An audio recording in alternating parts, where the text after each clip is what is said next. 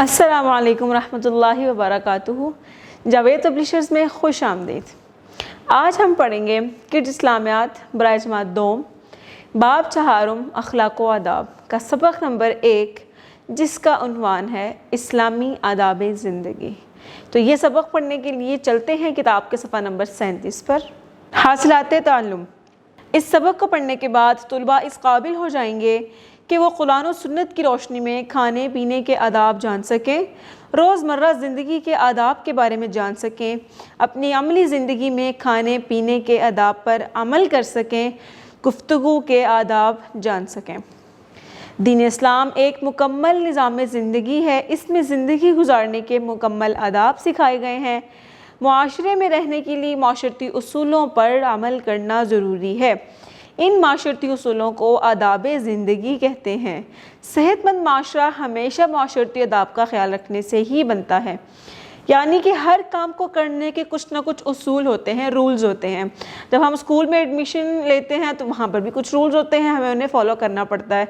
تو معاشرے میں رہنے کے لیے بھی کچھ معاشرے کے اصول ہوتے ہیں، اگر ہم ان پر عمل کریں گے تو ہی اچھا معاشرہ بن پائے گا۔ انہیں کہتے ہیں معاشرتی اصول۔ اللہ تعالیٰ نے ہمیں زندگی بہتر طریقے سے گزارنے کے لیے بہت سی نعمتیں عطا کی ہیں۔ ان نعمتوں سے بہتر انداز میں فائدہ اٹھانے کے لیے دین اسلام نے ہمیں بہت سے آداب سکھائے ہیں۔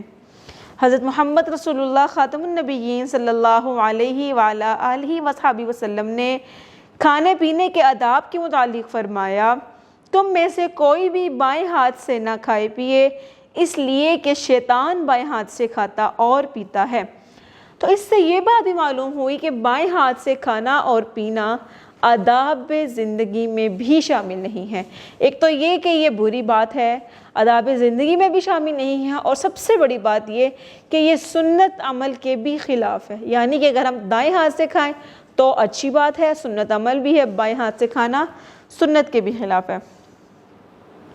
کھانے کے آداب۔ کھانے سے پہلے اپنے دونوں ہاتھوں کو اچھی طرح دھو لیں۔ اب یہ ترتیب سے جو سٹیپس ہیں، اب ہم نے ان کو فالو کرنا ہے تو پھر ہم نے کھانا کھانا ہے۔ کھانا شروع کرنے سے پہلے یہ دعا پڑھیں، بسم اللہ وعلی برکات اللہ۔ اس کا ترجمہ ہے شروع اللہ تعالیٰ کے نام سے اور اس کھانے پر اللہ تعالیٰ کی برکت ہو۔ پھر دائیں ہاتھ سے کھانا کھائیں، کھانا بیٹھ کر کھائیں، کھانا ہمیشہ اپنے سامنے سے لیں، کھانا کھاتے وقت منہ سے آواز نہ نکالیں، کھانے میں پھونک نہ ماریں۔ کھانا گرم ہے تو انتظار کر لیں، ٹھنڈا کرنے کے لیے اس میں پھونک نہ ماریں۔ کھانا پسند نہیں آئے تو کھانے کو برا مت کہیں کہ کھانا بہت گندا ہے، اس میں یہ نہیں ہے وہ نہیں ہے، ایسے نہیں کہیں۔ کھانے کی برائی نہیں کریں، اگر کھانے کو دل نہیں کر رہا تو چھوڑ دیں، یہ کہہ دیں کہ مجھے کچھ اور دے دیں۔ کھانے کی برائی نہیں کرنی، یہ بہت بری بات ہے۔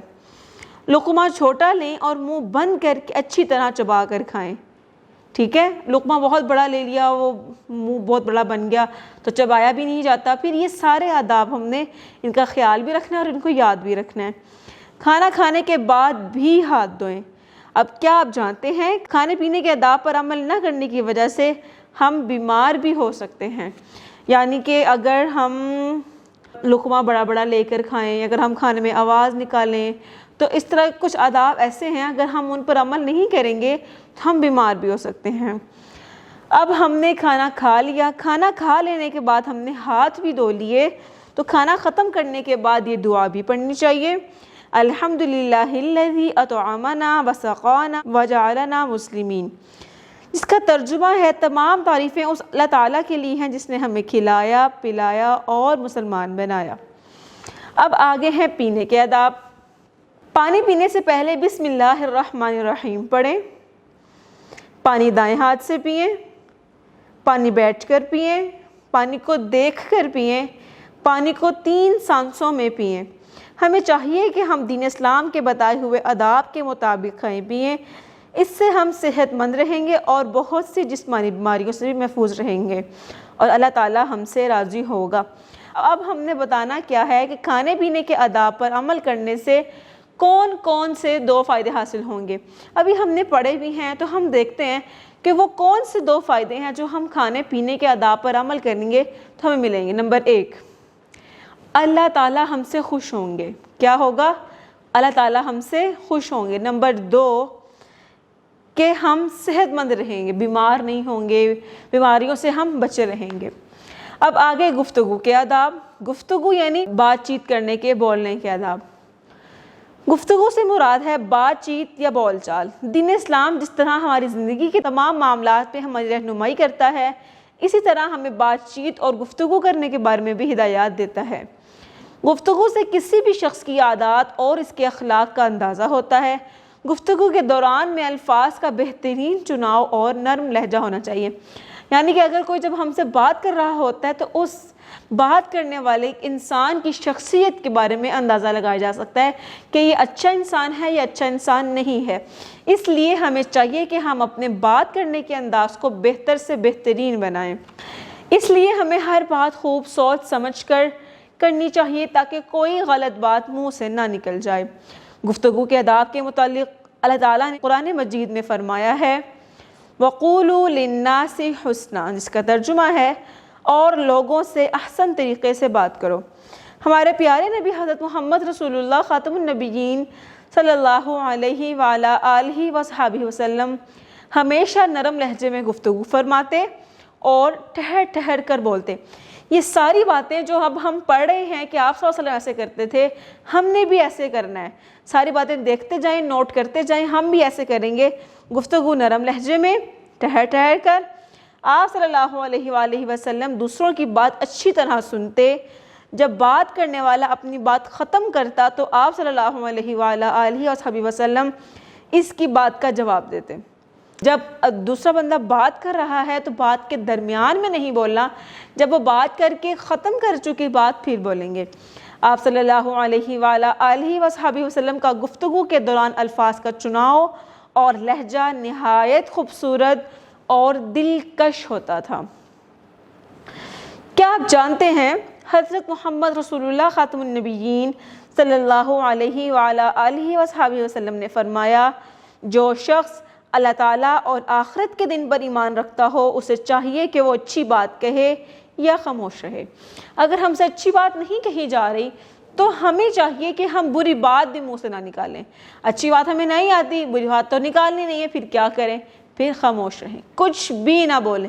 یہ اس سے بہتر ہے کہ آپ بری بات نکالیں۔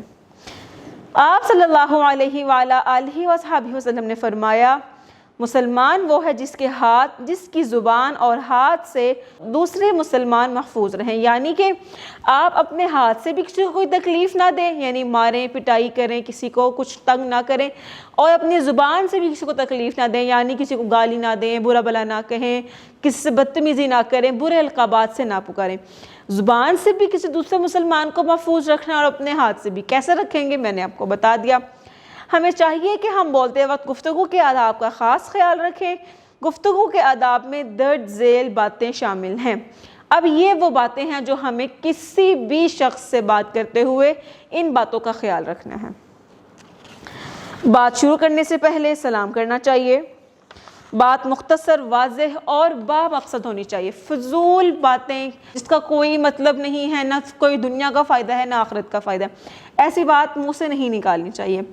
بات آہستہ اور ٹھہر ٹھہر کر کرنی چاہیے تاکہ دوسرے بات کو اچھی طرح سمجھ لیں۔ نرم اور میٹھے لہجے میں بات کرنی چاہیے۔ بچوں کے ساتھ پیار اور محبت سے گفتگو کرنی چاہیے۔ دوسروں کی بات کو توجہ سے سننا چاہیے اور کسی کی بات نہیں کاٹنی چاہیے۔ بڑوں سے گفتگو ادب اور احترام سے کرنی چاہیے۔ دوسروں کے لیے برے الفاظ استعمال نہیں کرنے چاہیے۔ فضول گفتگو سے بچنا چاہیے۔ کوئی ایسی بات نہیں کرنی چاہیے جس سے دوسروں کا دل دکھے۔ اگر ہم گفتگو کے آداب پر عمل کریں گے تو ہم باادب اور خوش اخلاق کہلائیں گے۔ اچھی گفتگو کرنے والوں کو نہ صرف لوگ پسند کرتے ہیں بلکہ ان سے اللہ تعالیٰ بھی خوش ہوتا ہے۔ ہماری ویڈیو دیکھنے کے لیے بہت بہت جزاک اللہ۔ اپنا بہت سارا خیال رکھیے گا، اپنی دعاؤں میں یاد رکھیے گا۔ مزید ویڈیوز دیکھنے کے لیے جڑے رہیں بولتی کتابوں کے ساتھ۔